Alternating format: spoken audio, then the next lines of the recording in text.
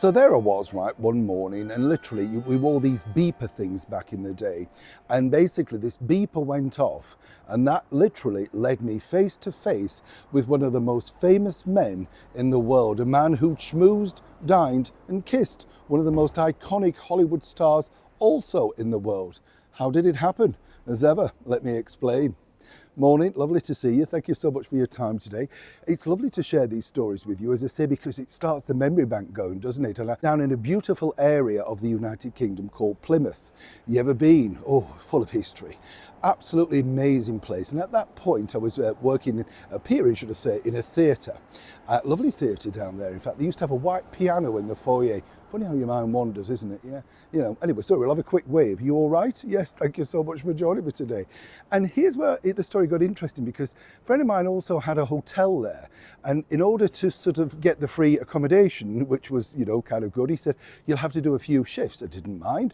On this particular morning, I was the duty manager. And the duty manager basically consisted of dealing with all the complaints of the customers, you know. And you had this is pre-mobile phone, right? So you had this thing called a beeper.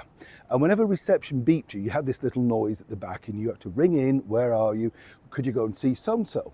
So this particular day, the beeper goes, pick it up, and they said, oh, Neil, can you go to the restaurant? There's an irate man there complaining about breakfast and he's not happy at all. And, you know, no indication at all about who this person was. Don't even think they probably knew themselves. They were quite young, as was I. But coming from a showbiz background, as many people now realise, you know, I knew instantly the moment I clapped my eyes on him. So I'm walking towards the restaurant, and in your mind you're thinking, I'll say this, you know, yeah, well, whatever, you know. Anyway, it turns out that basically there's a big queue for breakfast. This legend had turned up for breakfast and they'd said, well, you know, you're going to have to wait.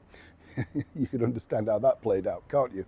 As this man turned around, it turned out to be him. That's right, this man, the legend, the wonderful, the brilliantly talented Frankie Vaughan, who I knew instantly because way back, I think in the 1950s, my grandfather, a wonderful pianist, Phil, he'd also played the piano in Blackpool, apparently, for Frankie at one of the shows on a regular basis.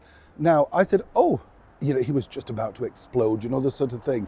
And I said, oh, Mr. Vaughan, please. I said, I didn't realise it was yourself. Took the wind right out of his sails.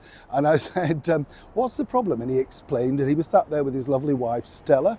And they said, you know, they wanted to have breakfast. They'd had a late show. Totally understood. And I said, I tell you what, let's set a table up over here in the corner. I'll personally serve you. We got on like a house on fire, as you can imagine. I mean, the beeper just, I never bothered with it after that. You know, we just sat and gossiped, cup of tea, cup of coffee. Stella went back upstairs to pack and everything. And Frankie told me so many wonderful stories. But the stories, of course, then, you know, we became friends. And I interviewed him right at the very final time of his career, when, of course, he appeared in 42nd Street at the Theatre Royal Drury Lane. He wasn't very well during that run, but he still gave us ever a 10+ performance. He really was that charismatic. Famous for many people might not know for the hit song Give Me the Moonlight, Give Me the Girl, you know, the top hat, the cane, all of that sort of stuff. Groomed, he told me, by the wonderful performer Hetty King. But what was interesting was he told me that in 1959 he was appearing brilliantly at the Dunes Hotel in Minsky's Review. Yes, a wonderful venue, and when you look at it, the golden days of Las Vegas, I'm sure you'll agree. And according to Frankie, really what happened was a lot of famous people came to see him because everybody checked each other's shows out, including Dean Martin, Sammy Davis, Frank Sinatra, Peter Lawford, Joey Bishop. All of the big greats of the time, you know, popped along to see him, including apparently Marlene Dietrich, who took something of a shine to him. Who didn't Marlene take a shine to, though, eh? But what's interesting is this, that he said, unbeknown to him one night, the American icon, sex symbol, Marilyn Monroe, along with her husband, Arthur Miller, popped in to see the show. And they were looking around, basically, you know, not necessarily at that point, but looking around to cast her next movie, which was going to be Let's Make Love for 20th Century Fox. Now, as many people know, that film is not one of Marilyn's most known films. And there's a myth about it that it didn't do very well at the box office, which isn't true. It starred Yves Montand, and the big story was that they had an affair.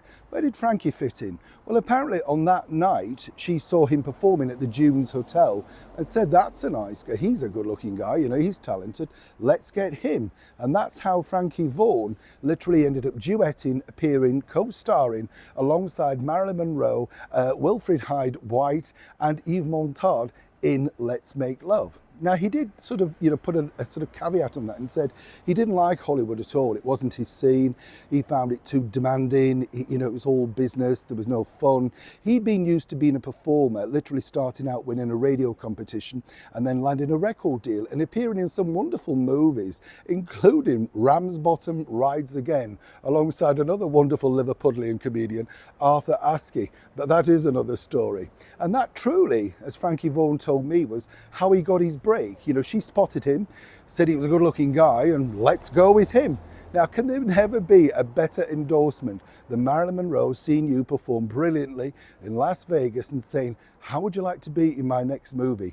As Frankie said, kissing Marilyn was like kissing no one else. But let me tell you this, he only told me that when Stella had gone back to the room, his gorgeous wife.